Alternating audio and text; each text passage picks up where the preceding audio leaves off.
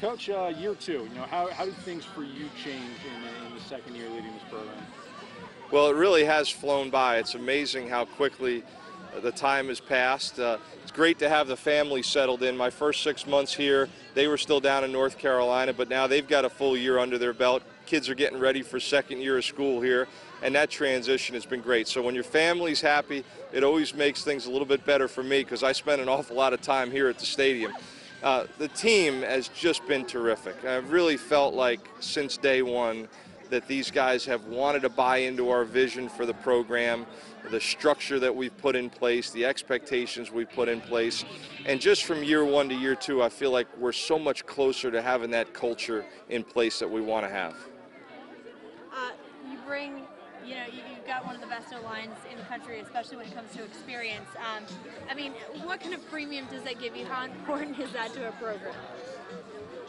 As a former offensive line coach, you love to have some great players on the offensive line. And yes, we do have one of the most experienced units in the country, and now they need to play like it.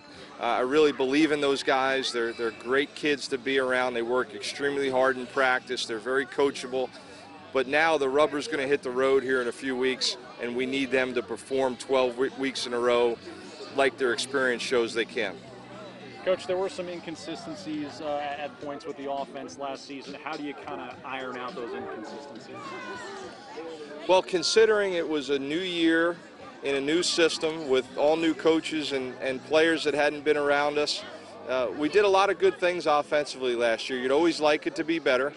We were in the top half in most categories in the MAC, and the challenge that we've put forth to the team this year is to get ourselves up into the top third of the conference. We did a nice job keeping turnovers low, keeping penalties down. We ran the ball effectively. We didn't give up a lot of sacks, but we didn't create a lot of explosive plays. And if there was one area I could point to where I'd like to see us improve is create more big plays to move the chains. Have there been any surprises in fall camp so far, pleasant or otherwise? There have been some good surprises. Not all total surprises, because as a coach, you see guys develop every day. You see them grow in the off season. So you feel like when you get back out there, hopefully some things are going to happen, but it's nice to actually see it happen. I think our defensive line is making good progress. There's a little bit more competition there this year. We're a little bit bigger and stronger. I think we run a little bit better.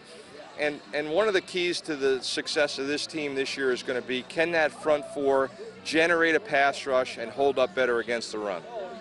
Coach, just how on paper your schedule seems really tough. Can you just comment on the schedule as a whole this season? Well, there's no question. It's one of the most difficult schedules, not only in the MAC, but perhaps in the country. Not only the fact that we play 3 BCS teams, but we have 7 road games and 5 home games.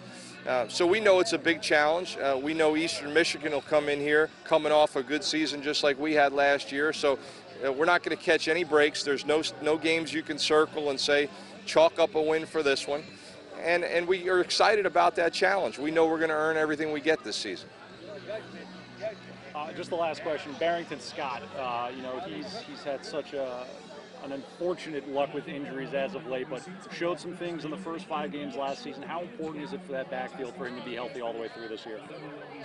We're really excited to have Barrington back in the lineup.